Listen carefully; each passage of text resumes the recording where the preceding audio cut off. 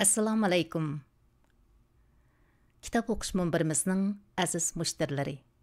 Munbirimizga xush keldingiz. Men Ihray Rahman.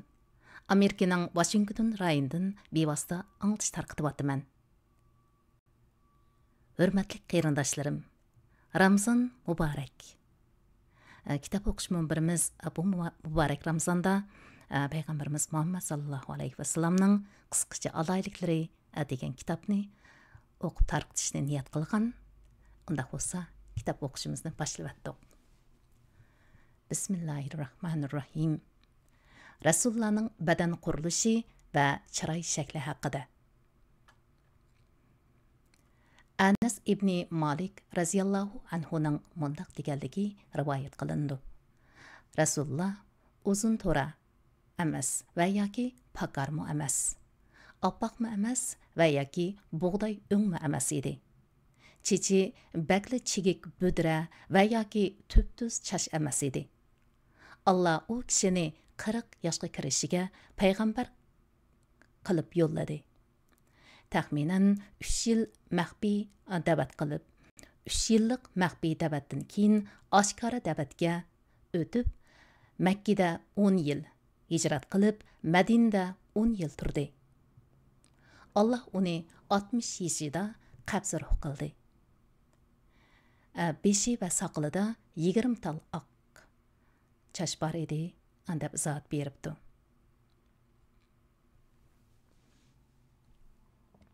Anas ibn Malik raziyallohu anhudan rivoyat qilindi. U mundaq degan: Rasululloh sallallohu alayhi vasallam o'ttir bo'y, bak egizmi va yoki pakarmi emas, kelishgan zot edi. Chichi budirmi emas va yoki tuptuzmi emas edi. Oqish bug'doy o'nglik edi. Mang'inda oldiga santurilib, xuddi do'ngdan pastga tushgandek mang'atdi, deb izohat beribdi. Bara ibn Azib raziyallohu anhu rivoyat qilib mundaq deydi.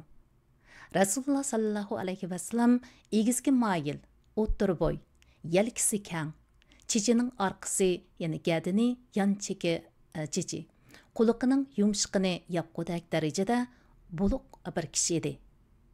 Uchisiga bir yurish qizg'ush to'n kiygan bo'lib, men u kishidan chiroyli birini ko'rib baxmagan edim.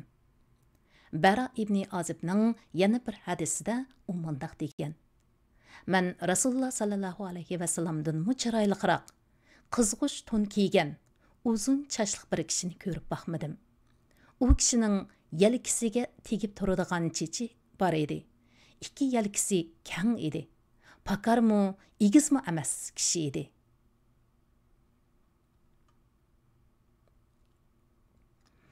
Ali ibn Abi Talib raziyallohu anhu rivoyat qilib mundaq deydi: Rasululloh sallallohu alayhi vasallam egizmi emas, pakarmi emas, qo'l va put olqini cho'ng, beshi yo'g'on, mayda tuklari uzun, yo'l manganda xuddi do'ngdan pastga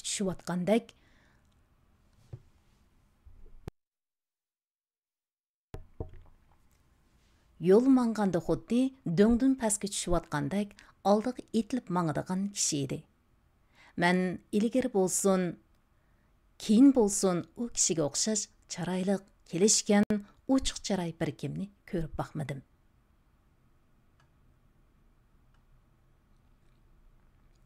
Jabir ibn Samura raziyallohu anhudan rivoyat qilindi. U mundaq deydi: Rasululloh sallallohu alayhi vasallam zaliul fam, ashkalul ayn, manhusul aqib edi. Hadis rivoyat qiluvchilarning biri bo'lgan Shuiba mundaq deydi: Men bu hadisini menga so'zlab bergan Simak ibn Harbga zali ulfam degan nima desam, u og'zi cho'ng degan gap dedi. Ashkal ul ayn degan nima desam, ko'z chaniqi uzun degan gap dedi. Ba'zi ulamolar, jumladan Qozi Iyos, ashkalul ayn so'zini ko'zning iqiga aralashib ketgan qizillik deb tushundirgan. manhusul aqib deganchu desam, u tapini inchga degan gap dedi. Jabir ibn Samura raziyallohu anhudan rivoyat qilindi. U mundaq deydi: "Men Rasululloh sallallohu alayhi va sallamni bir oydan kechada qizil to'n kiygan holatda ko'rib, bir Rasulullohga bir oyga vaqtim. Meningcha Rasululloh sallallohu alayhi va sallam albatta oydimi bak chiroyli edi." Abi Isoq rivoyat qilib mundaq deydi: Bir odam Bara ibn Azib raziyallohu anhudan Rasululloh sallallohu alayhi va sallamning yuzi qilishga o'xshashmidi deb so'ragan edi. U yo'q. Nurliqlik va yumaloqlikda oyga o'xshash edi degan. Abi Hurayra raziyallohu anhudan rivoyat qilindi. U mundaq degan: Rasululloh xuddi kumushdan quyilgandek oq, chochlari tuz kishi edi. Jabir ibn Abdullahdan rivoyat qilindiki, Rasululloh sallallohu alayhi va sallam mundaq degan: Allah mirojida yoki tushida menga payg'ambarlarni ko'rsatdi. Musa alayhissalom Shanua qabila kishilarning tipidagi bir odam edi. Isa ibn Maryam alayhissalomni ko'rdim. U kishiga bakrak o'xshaydigan odam Urva ibn Mas'ud edi. İbrahim alayhissalomni ko'rdim. U kishiga bakrak o'xshaydigan odam sizlarning hamrohinglar, o'zin demoqchi edi. Jibril alayhissalomni ko'rdim. Uningga bakrak o'xshaydigan odam Dihiyatul Kalbi edi.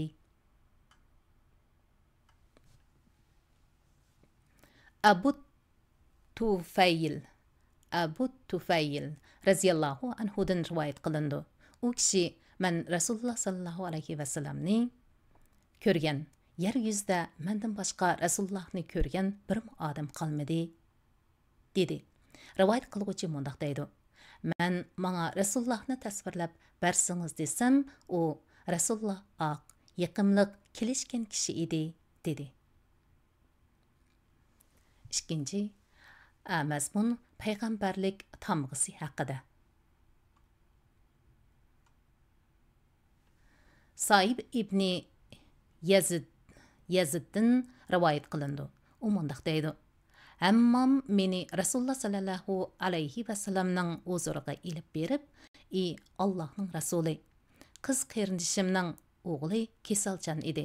Rasululloh sallallohu alayhi va sallam mening beshimni silab, menga barakat tilab duo qildi va tahorat oldi. Men Rasululloh sallallohu alayhi va sallamning tahorat suyidan ichdim. Arkasiga o'tib, ikki tog'iqi orasidagi balgiga qaradim. U balgi kaklikning tuxumchilik edi." Jabir ibn Samura raziyallohu anhudan rivoyat qilindi.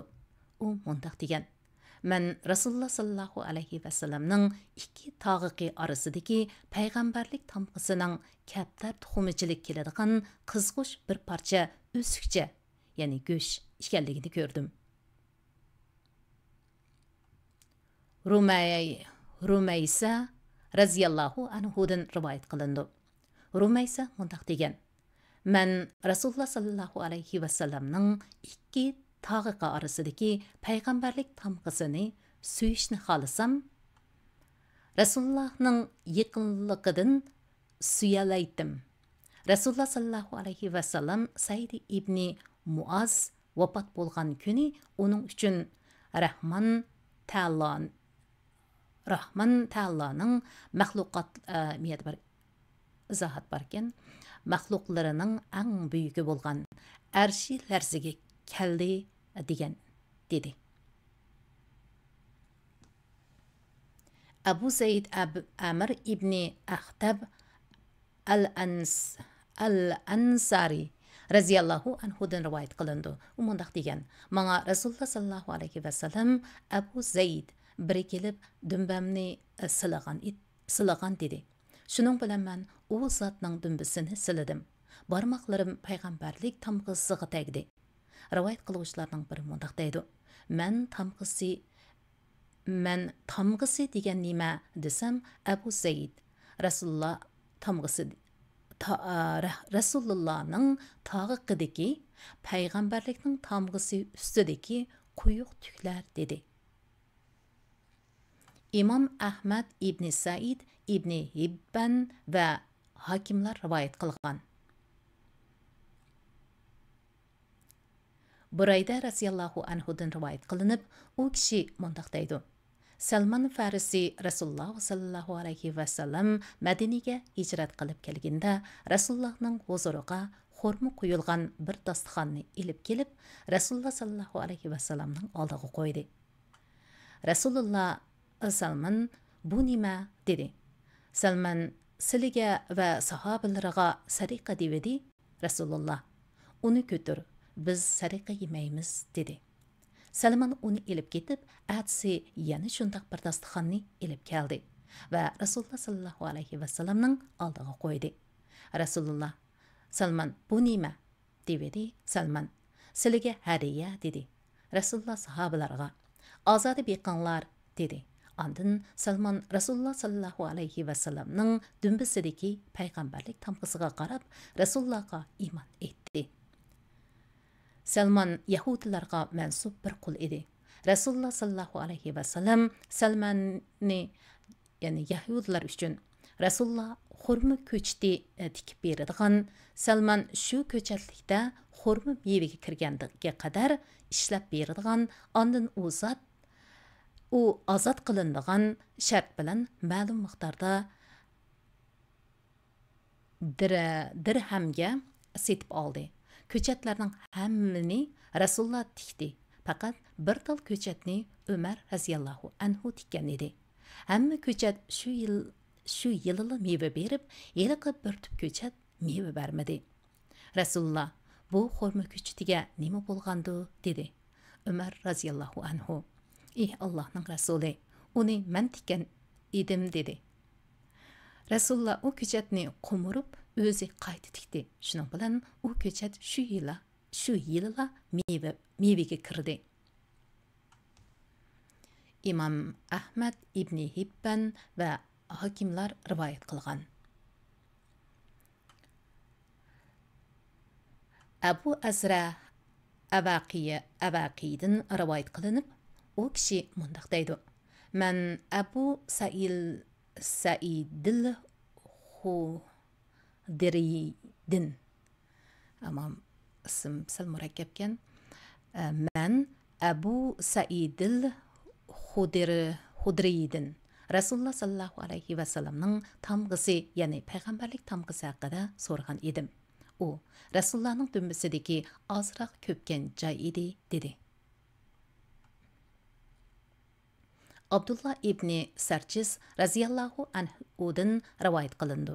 U mundaq degan: "Men Rasululloh sallallohu alayhi va sallamning huzuriga keldim. Rasululloh bir turkum sahobalar bilan birga edi. Men Rasulullohning orqasidan aylangan edim. Rasululloh mening niyatimni tushunib, ridosini soldi. Rasulullohning taqidagi payg'ambarlik tamg'isini o'rnini olqandagi o'yman joychilik keladigan, bir o'ymanga o'xshaydigan demoqchi ekanda, atrofida so'kanlarga o'xshash manglar bor holatda ko'rdim. Men yenib Rasulullohning oldi tarafga kelib, "Ey Rasululloh, Alloh sizlarni kechirsin" desam, Rasululloh "Senim Alloh kechirsin" dedi.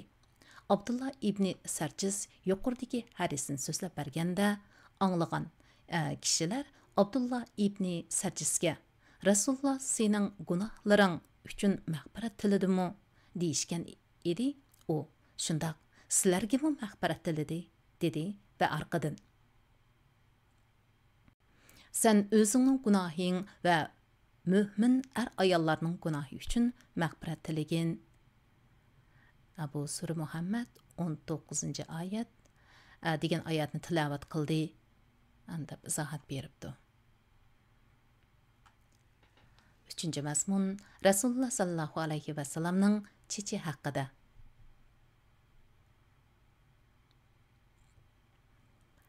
Anas ibn Malik radhiyallohu anhudan rivoyat qilinib, u mundaq degan: Rasululloh sallallohu alayhi vasallamning chichi ikki quliqining yerimiga to'g'ri keladi. Aisha radhiyallohu anhadan rivoyat qilindi. U mundaq degan: Men Rasululloh sallallohu alayhi vasallam bilan bir tashdakdan su elib, g'usl qiladigan edik. Rasulullohning chichi yelkaga tushish atin sal qisqaroq, quliqining yumshqidan uzunroq edi.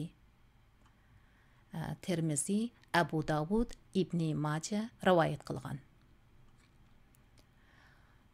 Ummu Haniydan rivoyat qilindi.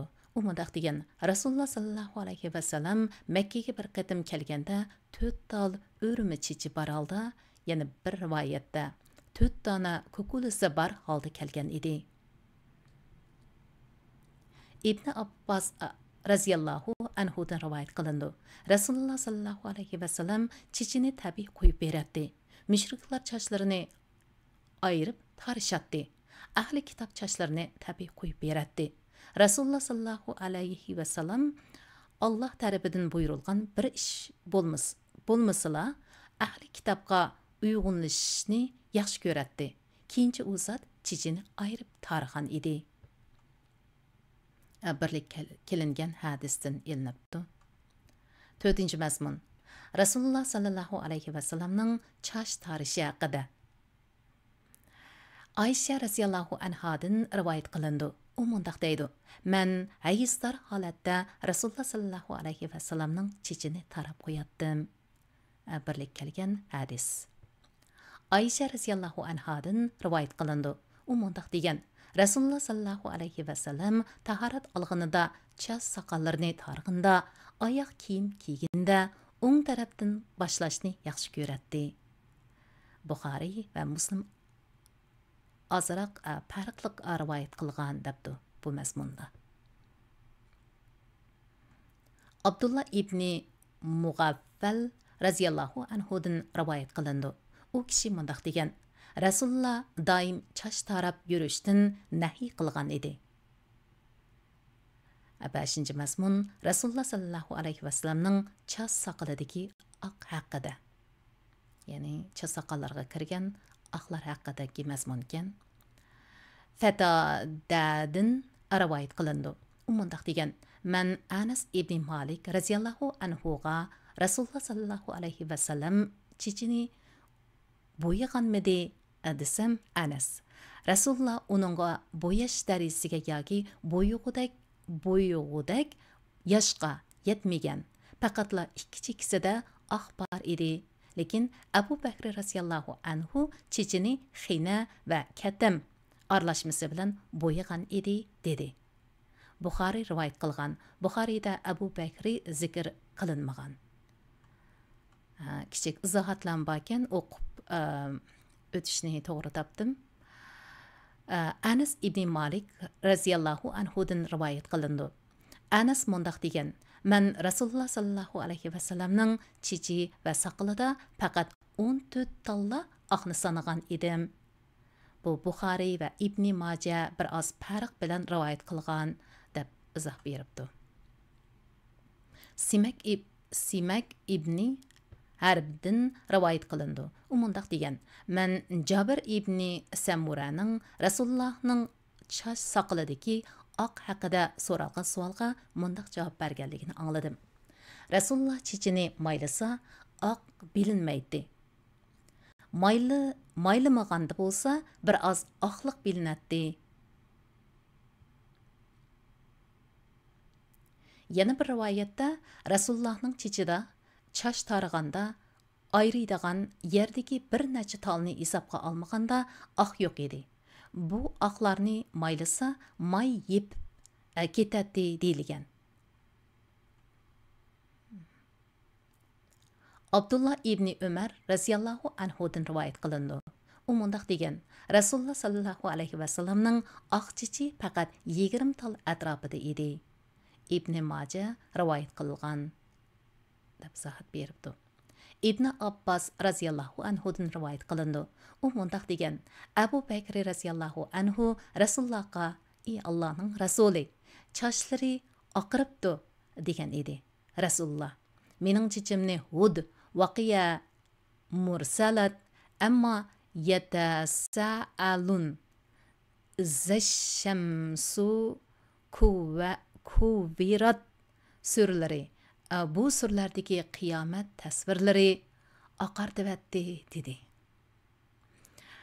Muallif suna navvattir ma xattisi aniq yozilmabdi. Dada Hakim rivoyat qilgan debdi, deb izoh beribdi. Bir izoh berib qo'yay. Menda haqiqiy kitob yo'q. Bu kitobni men kitobxonadan topolmadim. Shunga shu internetda qizim tepib berdi bu kitobni. Shunga shu internetdagi bosma shakli bo'yicha o'qiyapman. Buning ba'zi mazmunlar, ba'zi xatlar to'g'ri aniq emas ekan, ba'zi xatlar arab shaklida yozilibdi. Arabcha yozilgani bilan u haqiqiy arab shakli emas, Qur'on shaklidagi arabcha emas, uyg'urcha bilan arabcha aralashtirilgan shaklda yozilibdi. Shunga uni o'qish mangsa bo'lib ismliklar bir oz tas keldi. Qarindoshlarimning to'g'ri tushunishini umid qilaman. Davomlashtiraylik. Abi Juhayfa raziyallohu anhudan rivoyat qilindi. U mundaq degan: sahobalar: "Ey Allohning rasuli, qarasak chochlariga oq kiribdi" deyishgan edi. Rasululloh sallallohu alayhi vasallam mening chechimni sura Hud va shu turdagi suralar oqartibatdi dedi. Yuqorqi mazmunga sal o'xshab qoldi ekan. Bu Rasululloh sallallohu alayhi vasallamning Qur'onni o'zlashtirganligi, o'qisa haqiqiy tafakkur bilan o'qiydiganligi, Qur'onni o'qidimi desa ha deyish uchun yoki hozirgi mazhabbaz tarafbaz siyosat uvozlardek o'qisa o'zining maslak, mazhab va iqimlari uchun dalil izlab boshqalarni cho'kirish uchun emas, balki haqiqiy manfaat bergudak darajada fikr yurgizib, ma'na va dalolatlarini mulohiza qilib, qiyomat kuni uchun oziq bo'lgudak darajada o'qiydiganligi va Rasululloh ulgi qilgan har kimning ham mushu shaklda o'qishi, ilgirki ummatlarning ishlaridan savoq elishi, qanday qilganda do'zaxdan qutulib jannatga erishgili bo'ladi deganni o'ziga asosiy nishon qilib o'qishi lozimligini ko'rsatdi deb qisqacha bir izohni qistiribdi. Abi Ramsa Taymi raziyallohu anhudan rivoyat qiladi. U mundaq degan: "Men bir o'g'limni elib Rasulullohning yeniga keldim. Kishilar menga Rasululloh sallallohu alayhi vasallamni ko'rsatib qo'yishdi. Men u kishini ko'ribla, bu Allohning rasulidir dedim. Rasululloh sallallohu alayhi vasallam ikki yeshil to'n kiygan bo'lib, chochlariga oq aralgan, oq chochlari qizil rangda bo'yalgan edi." Abu Davud, Nasai rivoyat qiladi. 6-mazmun. Rasululloh sallallohu alayhi vasallamning choch bo'yag'anligi haqida.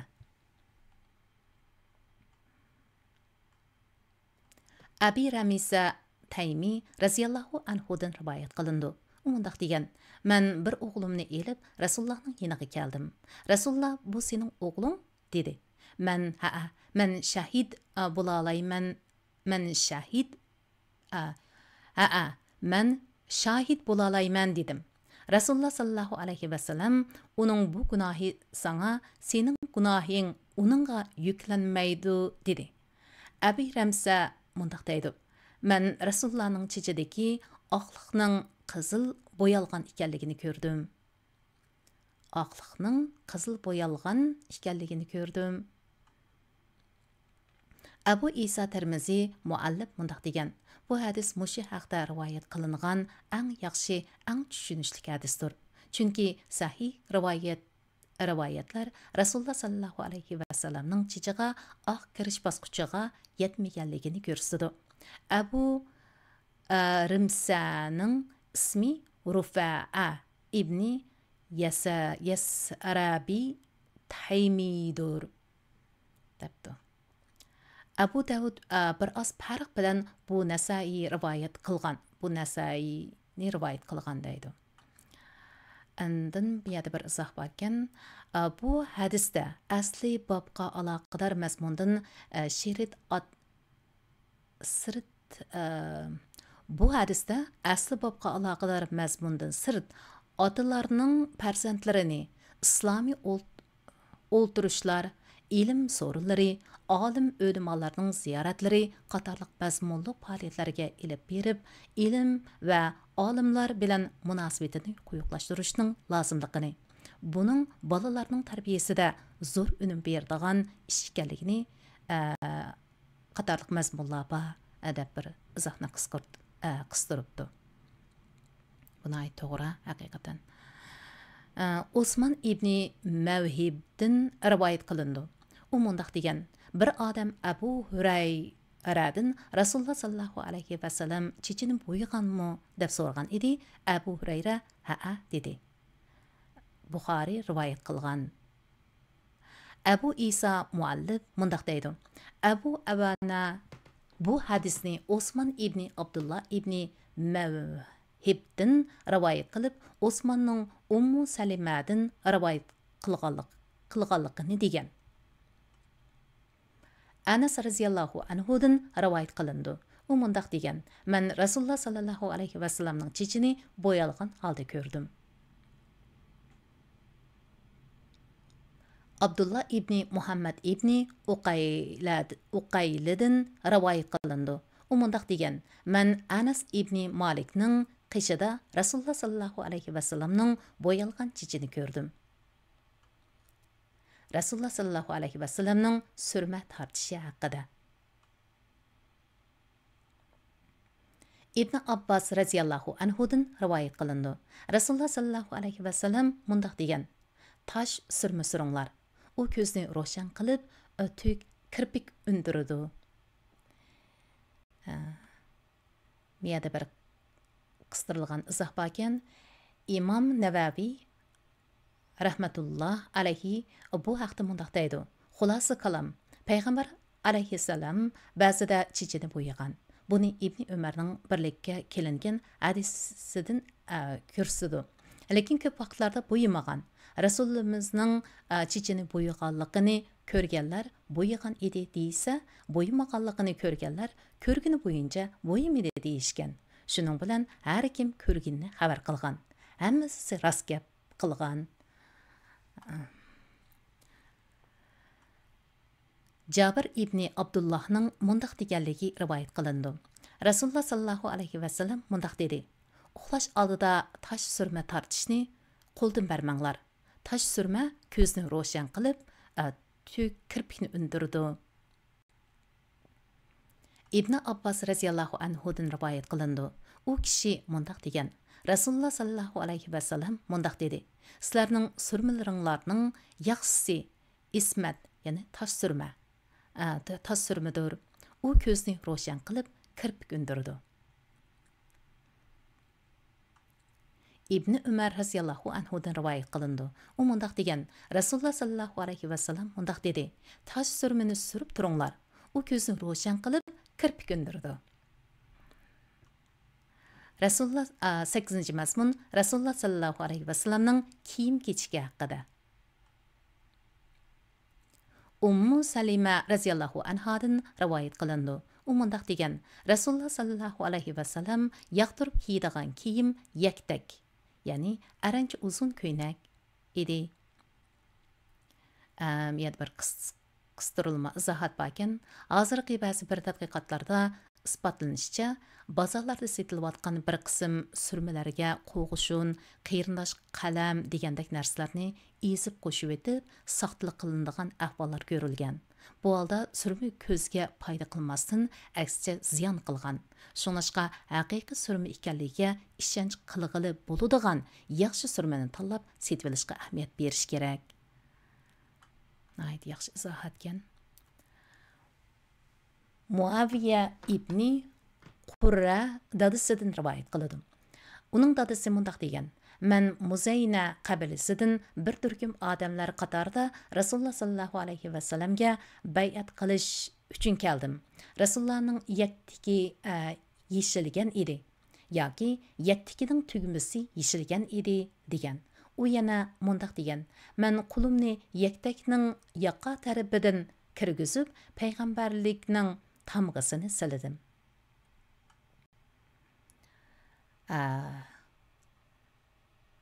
Qısdırılğan izahat bu bəzilərinin qılıb yürgəndə kiyiminin tügməsini ətməslik sünnət deganini ko'rsatmaydi. Balki tügməni uchuq yoki etik tutuş bir ixtiyari masala bo'lib, normalda lozim bo'lganda etib qo'yiladigan, isib tarlab ketganda ichib qo'ysa bo'ladigan, sunnat hisoblanmaydigan mubah masaladir. Anas ibn Malik raziyallohu anhudan rivoyat qilindi. Rasululloh sallallohu alayhi va sallam og'rib qolgan chaqida Usama ibn Zaydga yo'linib chiqib keldi. Uchisida bir qator to'ni bo'lib, uni yepinchaqlab olgan edi. Rasululloh sahobalar bilan birga ularga imom bo'lib namoz o'qidi.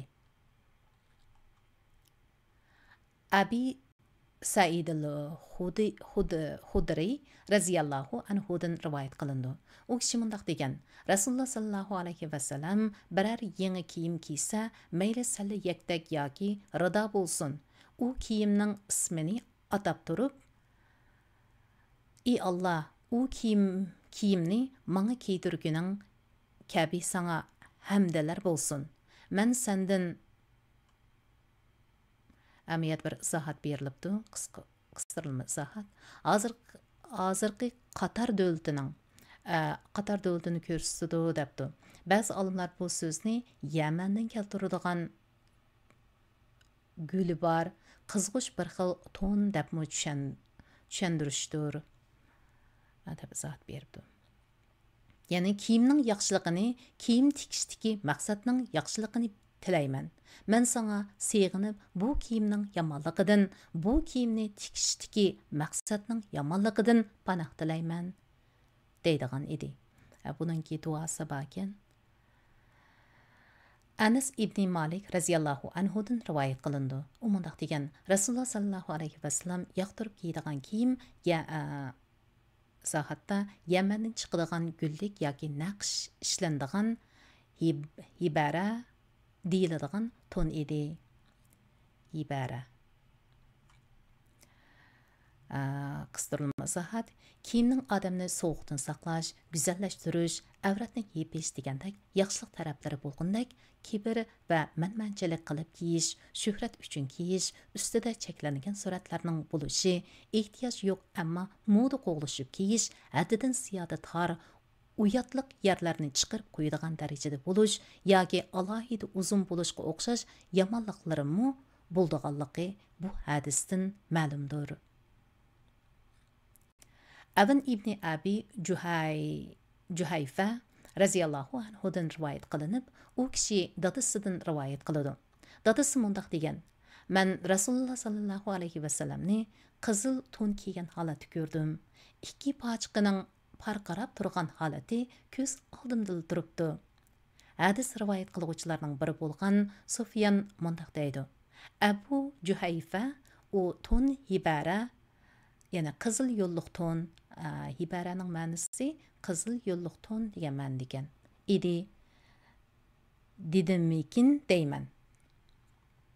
Bu birlik kelingan hadis ekan. Ibn Abbas raziyallohu anhudan rivoyat qilindi. U mundaq degan: Rasululloh sallallohu alayhi va sallam mundaq dedi: "Oq kiyim kiyinglar. Tiriklaringlar uni kiysin. O'liklaringlarni uning bilan kepanlanglar. Oq kiyimlaringlarning yaxshisi qatoridandir." Yana bir qatim o'qiytay. Ibn Abbas raziyallohu anhudan rivoyat qilindi. U mundaq degan: Rasululloh sallallohu alayhi va sallam mundaq dedi: "Oq kiyim kiyinglar. Tiriklaringlar uni kiysin. Ölüklaringlarni uning bilan kepanlanglar. Aq kiyim kiyimlaringlarning yaxshisi qatoridandir. Sümara ibn Jundub raziyallohu anhudan rivoyat qilinib, u mundaq deydi. Rasululloh sallallohu alayhi vasallam mundaq degan: "Aq kiyim kiyinglar, aq raxt pokiz va esildir. O'liklaringlarnimi aq raxtda kepanlanglar." Ayşe raziyallohu anhadan rivoyat qilindi. U mundaq degan: Rasululloh sallallohu alayhi vasallam bir kuni qora yungdan ishlangan bir cho'ng purkanjini ortib kiyib chiqdi. Mughira ibn Shuyba raziyallohu anhudan rivoyat qilindi. U mundaq deydi: Rasululloh sallallohu alayhi vasallam ikki yengi tor kelgan bir rum juvisini kiygan edi. 9-mazmun Rasululloh sallallohu alayhi vasallamning o'tiki haqida. Abdullah ibn Burayda raziyallohu anhudan u kishining dadasidan rivoyat qilindi. Najashi Rasululloh sallallohu alayhi vasallamga bir jup qora, oddiy, hech qanday naqsh yo'q o'tik hadiya qilgan edi. Rasululloh u o'tikni kiygan, ondan keyin tahorat elib, u ikkisining ustiga mahsih qilgan edi. Abi Ishoqdan o'sha abidin rivoyat qiladi. Shaybi mundaq degan: Mughira ibn Shuyba raziyallohu anhu mundaq dedi. Dihya ibn Khalifa raziyallohu anhu Rasululloh sallallohu alayhi vasallamga bir jup o'tik hadiya qilgan. Rasululloh sallallohu alayhi vasallam uni kiygan edi. 10-mazmun Rasululloh sallallohu alayhi vasallamning sapma kashi haqida. Fatada raziyallohu anhudan rivoyat qilindi. U kishi mundaq deydi: "Men Anas raziyallohu anhuga Rasululloh sallallohu alayhi vasallamning sapma kashi qandaq edi desam, Anas har piyida 2 tal yepi bor sapma kash edi" dedi. Bu birlik qilingan hadiskan, andan qistirma izohat, ya'ni sapma kashning bosh barmoq kirib turadigan yeri bilan yuqoridagi putning dumbisini besib turadigan yerini bog'lab tutash turadigan birdan yepi bor sapma kash edi, andabdi. Ibn Abbas raziyallohu anhudan rivoyat qilindi. U mundaq degan: Rasululloh sallallohu alayhi vasallamning oyoq kiyimining ikkiga tilindigan 2 yepi bor edi. İsa ibn Tahmandan rivoyat qilindi. U mundaq deydi: Anas raziyallohu anhu bizga 2 tal yepi bor bir jup taqir sapma kashni chiqardi. İsa ibn Tahman mundaq degan: Manga keyin Sabit Anas raziyallohu anhudan u bir jup sapma kashning Rasululloh sallallohu alayhi vasallamning sapma kash ekanligini rivoyat qilib so'zlab berdi. Qistirma izohat, ya'ni hozirgi zamondagi xurumga o'xshash ashlab tukuni yo'qitib tikilgan bir jup oyoq kiyimni chiqargan. Ubayda ibn Jurayjdan rivoyat qilindi. U Ibn Umar raziyallohu anhuga "Men sizning ko'ndan tikilgan sapma kash kiyganligingizni ko'rdim" degan. İbn Umar: "Men Rasululloh sallallohu alayhi vasallamning ko'ndan tikilgan sapma kashni kiyib, shuni kiygan holda tahorat olganligini ko'rgan edim. Shunga men shu xil kashni kiyishni yaxshi ko'raman" deb javob bergan. Birlik qilingan hadisgan. Abi Hurayra raziyallohu anhudan rivoyat qilindi. U mundaq degan: Rasululloh sallallohu alayhi vasallamning sapma kashi 2 tal yepi bor sapma kash edi. Yuqoridagi Anas ibn Abbas raziyallohu ta'ala anhuma rivoyat qilgan hadisdagiga o'xshash yepi bor sapma kash edi. Amr ibn Hurays raziyallohu anhudan rivoyat qilinib, u kishi mundaq deydi: Mən Rasulullah sallallahu alayhi və sallamның yamaq silinğan bir cüp sapmıkaşni kiyib namaz oqığını gördüm.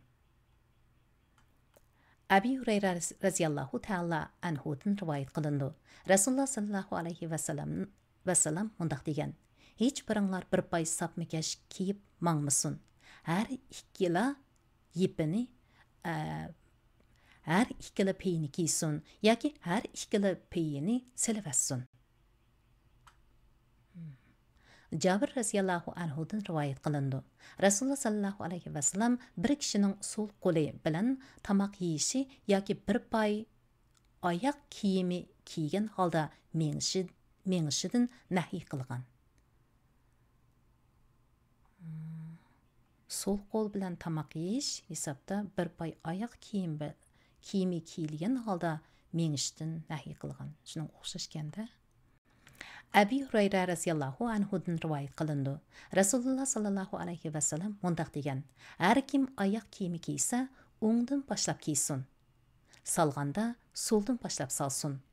O'ng put avval kiyildigan, oxirda silindigan bo'lsin."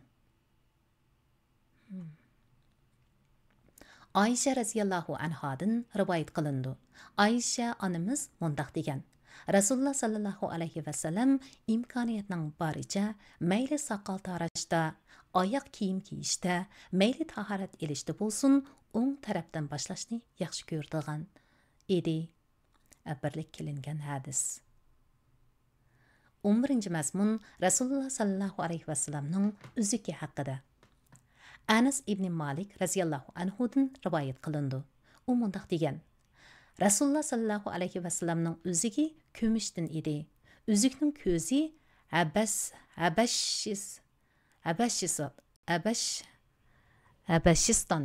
Habashistondan chiqadigan hiq teshi edi. Uzukning o'zi kumush, uzukning ko'zi hiqiq teshgan. Habashistondan chiqadigan. Abdullah ibn Umar raziyallahu anhudan rivayet qılındı. U mundaq degan: Rasulullah sallallahu alayhi ve sellem kumushdan bir uzuk qildirgan bo'lib, uni muhr qilib qo'llanatdi. Ya'ni silib olmaydi. Anas ibn Malik raziyallahu anhudan rivayet qılındı. Rasulullah sallallahu alayhi ve sellemning uzugi kumushdan, uzukning ko'zimi kumushdan edi. Anas ibn Malik raziyallahu anhudan rivayet qılındı. U kishi mundaq degan: Rasulullah sallallahu alayhi ve sellemning uzugining naqshi Muhammad bir qur Rasul, bir qur Allah, bir qur xat edi. İmam Muslim Anasdan rivayet qilgan yana bir hadisda Rasulullah kumushdan bir uzuk qildirdi.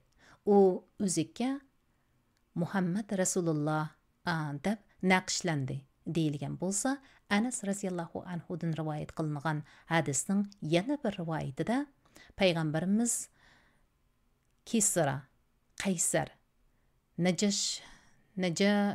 Najashiylarga noma yo'llamoqchi bo'ldi. Bir kishi ular muhrsiz xat qabul qilmaydi degan gapni qildi. Shuning bilan Rasulullah kumushdan bir uzuk qildirdi va uningga Muhammad Rasulullah xatini naqshladi. Ya'ni buningda Muhammad Rasul Allahga yozilgan xatning o'zi. Uzukning Rasulullahning olqindagi oqligi shundoq ko'z oldimda turibdi deyilgan. İbn Umar raziyallahu anhudan rivayet qilindi. U mundaq degan: Rasulullah sallallahu alayhi ve sellem kumushdan bir uzuk qildirgan edi. Uzuk Rasulullahning qo'lida turdi. Keyin Abu Bakr raziyallahu anhuning va Umar raziyallahu anhuning qo'lida turdi. Arqadan Osman raziyallahu anhuning qo'lida turganda, uning qo'lidan Aris quduqiga tushib ketdi. U uzukka Muhammad Rasul Allah degan xatni naqshlagan edi. Bu birlik qilingan hadisdan ilinibdi. 12. mazmun Rasulullah sallallahu alayhi ve sellemning uzukni o'ng qo'liga taqaganligi haqida. Ali ibn Abu Talib raziyallahu anhudan rivoyat qiladi. qılınıdı. Rasulullah sallallahu alayhi ve sellem üzükni o'ng quliga taqaydigan edi. Hammad ibn Salamadin rivoyat qilindi. U mundaq degan: "Men Abi Rabi'ning o'g'lining o'ng quliga o'zik taqaganligini ko'rib, bu haqda so'ragan edim. U mundaq dedi: "Men Abdullah ibn Jaifarning o'ng quliga o'zik taqaganligini ko'rgan edim." Abdullah ibn Jaifar Rasulullah sallallahu alayhi va sallamning o'ng quliga o'zik taqaydi degan. Muallib Sunanut Tirmizi Sunanat Tirmizi da İbn Maja va Nasai rivoyat qilgan adab bir izohni beribdi. Jabir ibn Abdullah raziyallohu anhudan rivoyat qilindi. Payg'ambarimiz sallallohu alayhi va sallam o'ng quliga uzuk taqaydi. Salid ibn Abdullahdan rivoyat qilindi. U mundaq deydi: "İbn Abbas o'ng quliga uzuk salatdi. Men İbn Abbasni Rasulullah sallallohu alayhi va sallam o'ng quliga uzuk salatdi degan edi-ku deb o'ylayman." Abdullah ibn Umar raziyallohu anhudan rivoyat qilindi. Rasulullah sallallohu alayhi va sallam bir kumush uzuk qildirib, uzukning ko'zini olqini tarafga qilgan. Uzukka Muhammad Rasulullohni naqshlagan va boshqalarning bu shaklda naqsh qilishini cheklagan edi. Bu uzuk Muayqibning qo'lidan Aris quduqiga tushib ketgan uzuk edi. Ja'far ibn Muhammaddan uning dadasidan rivoyat qilindi. Dadasi Muhammad mundaq degan: "Hasan va Husayn sol quliga uzuk salatdi." Yada qistirma izohat bakan. Muayqib Osman raziyallohu anhuning xodimi bo'lib, mazkur uzukning Osman raziyallohu anhuning qo'lidan tushib ketganligi haqidagi hadis yuqorida bayon qilindi. Balkim bu uzuk ikkilanning orasidagi nomalarni mühürlash uchun Osman raziyallohu anhuning uzukni uzutish yoki Muayqibning Osman raziyallohu anhuga qaytirib uzutishi jarayonida quduqqa tushib ketgan bo'lsa kerak. Osman raziyallohu anhu quduqning suyini tarqitib o'tib, bir necha kun izlabmi uzukni topolmagan. Anas raziyallohu anhudan rivoyat qilindi. Rasululloh sallallohu alayhi va sallam o'ng quliga uzuk salatdi. Abdullah ibn Umar raziyallohu anhudan rivoyat qilindi. U kishi mundaq degan: "Rasululloh bir oltin uzuk qilg'izdi. U bu uzukni o'ng quliga salatdi. Shuning bilan kishilar oltin uzuk qilg'izib salg'ila boshladi. Rasululloh sallallohu alayhi va sallam men uni mangu salmayman deb ilib tashladi. Boshqalarmi uzuklarni ilib etishdi." Birlik kelingan hadisi. Qistirma izohat. U ishning erlarga oltin zinnat buyumi taqash harom qilinishdan burunqi ish ekanligi, oltin zinnat buyumlarining erlarga harom qilinganligi Rasulullohning abadiy solmayman deb ilib tashlaganidan ma'lumdir. Bu bobdagi uzukning hukmi qaysi qo'lga, qaysi barmoqqa silinishi masalasida o'limalarning jumladan Imom Navaviy rahmatullohi alayhining qarshi uzukning muhri tamg'i besishqa ishlatiladiganlar uchun sunnat, boshqalarga mubah ekanligi, o'ng so'lning qaysiga solsa bo'ldiganligi, ayollarning bir necha tal uzuk solsimi bo'ldiganligi, uzukning barmoqlarining ichida nomsiz barmoqqa silinadiganligidir.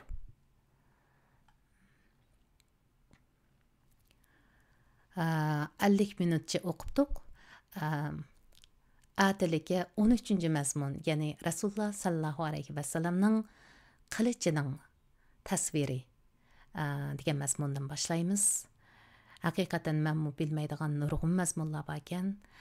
Men mushu mazmunlarni o'qish orqali payg'ambarimiz Muhammad sallallohu alayhi va sallam haqida nurg'un mazmunlarni o'rganib oldim. Inshaalloh bularni o'zimning kunlik turmushda, kunlik faoliyatlarimga tatbiqlayman. Hem sizlarning shunday qila oladiganlarga ishonaman. Allohga omonat. Unda bo'lsa, atadagi o'qishni ko'rishaylik.